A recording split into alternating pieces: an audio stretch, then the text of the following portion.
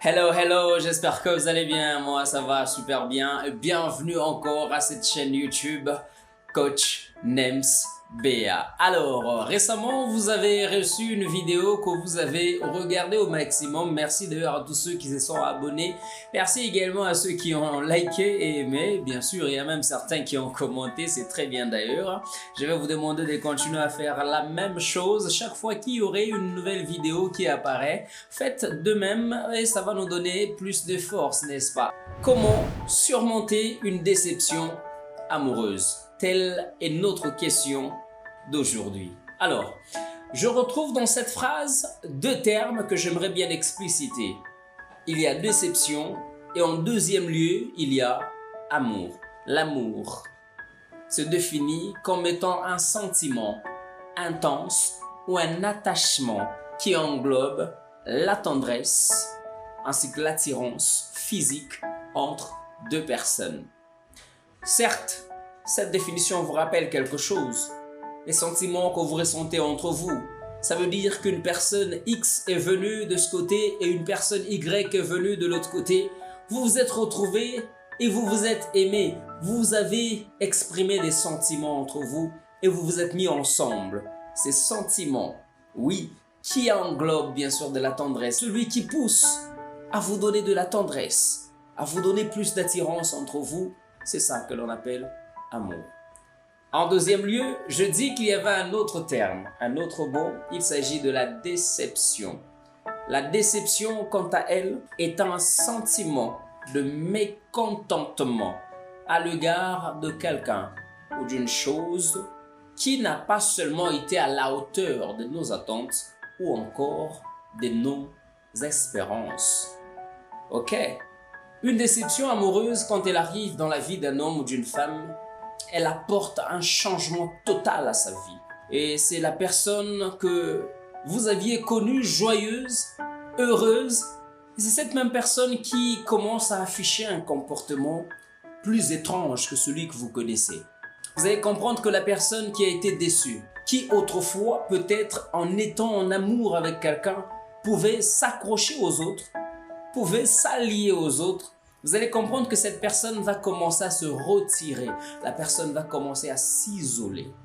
Au-delà de se retrancher du monde, au-delà de se retirer, de s'isoler, vous allez comprendre que cette personne va développer en elle une certaine colère que vous n'aviez pas connue avant. Vous vous demandez sûrement, mais d'où lui vient cette colère? Qu'est-ce qui fait qu'il soit ainsi en ce temps-ci? Vous allez comprendre que cette personne va changer complètement et totalement. La personne sera vêtue d'angoisse, accompagnée de tristesse et de grandes douleurs en elle. Ce n'est pas toujours facile quand quelqu'un est déçu dans la vie. C'est quelque chose que ceux qui ne l'ont pas encore rencontré ou connu vont prendre à la légère et se dire que si c'était moi, je pouvais seulement trouver une autre, passer à autre chose. Quand quelqu'un est déçu, cette personne a vraiment besoin du réconfort, des amis auprès d'elle pour pouvoir lui donner courage et lui redonner sourire. J'ai reçu beaucoup de questions du temps que je fus chroniqueur dans une chaîne de la place ici même dans la province du Haut-Katanga. Quelqu'un qui me disait dans le temps quand je passais une émission amoureuse, l'amour n'est pas un secret, quelqu'un qui m'avait écrit et me demandait mais est-ce possible d'oublier quelqu'un qu'on a aimé? À cette question, je serai direct et franc avec vous, c'est non. C'est impossible d'oublier quelqu'un qu'on a aimé de tout son cœur.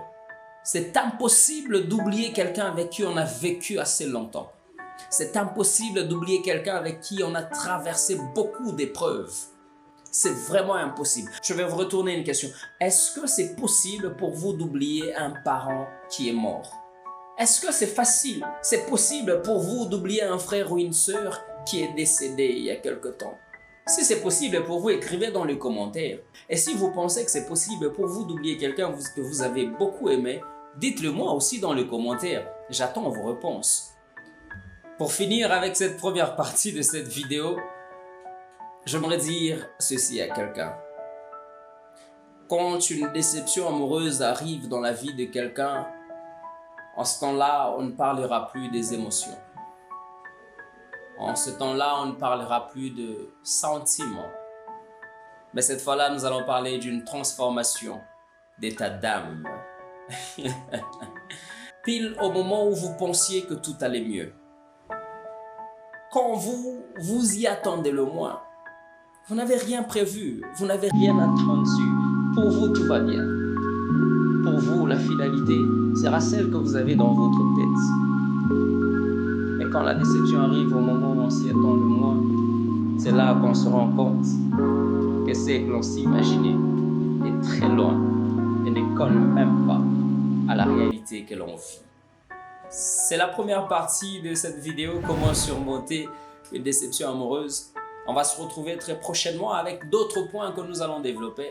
Vous avez des questions à poser, faites-le dans les commentaires. Vous avez des inquiétudes, faites-le dans les commentaires. Et nous serons là, présents, pour répondre à toutes vos questions et vous satisfaire à tous vos besoins. On se retrouve très prochainement, ici même sur cette chaîne, Coach Nems BA. D'ici là, portez-vous bien. Bye. Au revoir.